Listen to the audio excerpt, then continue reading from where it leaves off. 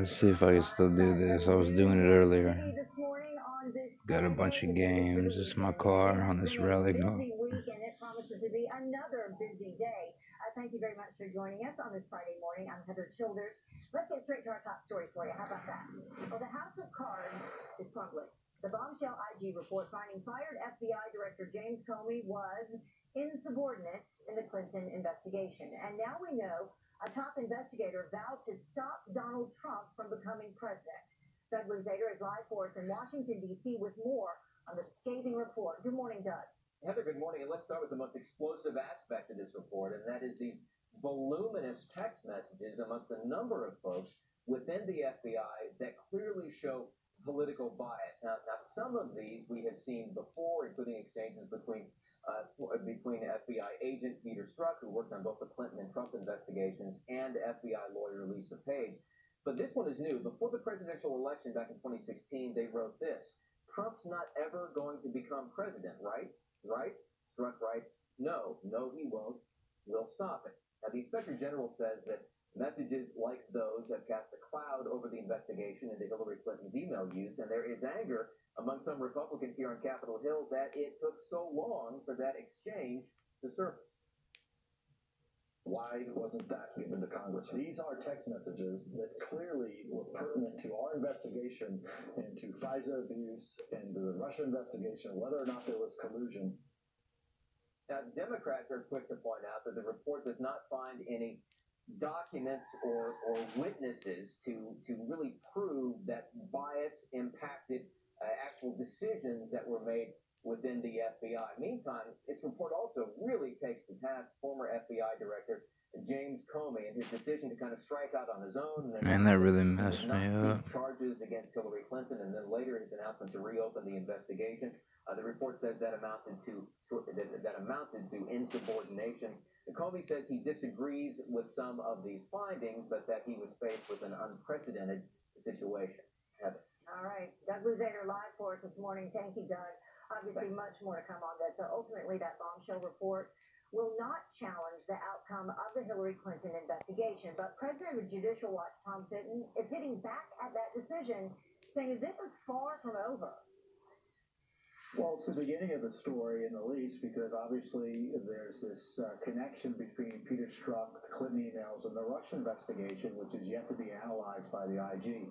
But Judicial Watch uncovered the Clinton email scandal, so it's upsetting to see documented evidence of the FBI and DOJ bending over backwards to protect Hillary Clinton and deferring to her on virtually every issue and deciding early on not to prosecute her and just go through the motions of an investigation, despite all the evidence that we had uncovered. She knew what she was doing was inappropriate. She was warned by her national security team and security team not to do it, and that she did it to avoid disclosure and accountability.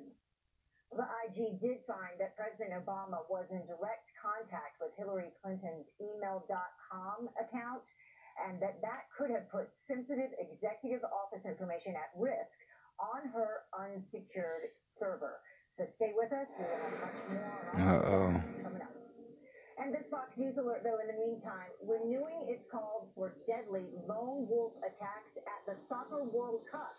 Chilling posters circulating online, including this one showing a stadium engulfed in flames in the host city of Sochi, Russia.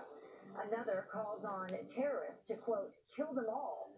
And a third poster shows a masked militant with a caption, quote, the terror will begin. The World Cup kicks off today in Moscow. And a man is behind bars after threatening to turn the happiest place on earth into a killing field.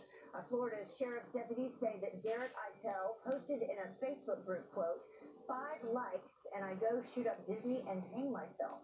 Eitel admitted to writing the message before 2 people reported him to police. He lives with his parents, who told deputies that Eitel does not have access to their guns. And in just a few hours, the neighbor who attacked Senator Rand Paul will be sentenced today. Rene Boucher pleaded guilty to assault after tackling the Kentucky lawmaker in his yard last year over lawn debris. Paul left broken ribs and had a long recovery. It was complicated by reoccurring pneumonia. Boucher could face 21 months in prison. And 2 tornadoes confirmed in Pennsylvania as communities clean up the debris there. This is all that is left. Look at this. This was a home after winds of up to 130 miles per hour ripped through. 6 people injured in those storms, but amazingly, none of them seriously. And now all the people all around the country are preparing for another weather threat this weekend. Talking about extreme heat. And we'll have much more on that coming up a little bit later with Janice Dean. Well, after weeks of spewing ash and lava, Hawaii's Kilauea volcano is now shooting green crystals into the sky. This is actually really cool. Locals finding the tiny gems or olivines scattered all across the Big Island. Scientists say it's not uncommon for crystals to form in lava. Come on now. What are you doing to me? No, what just happened? I was almost going to beat that guy. Now says that it has created 250 acres of land in the ocean.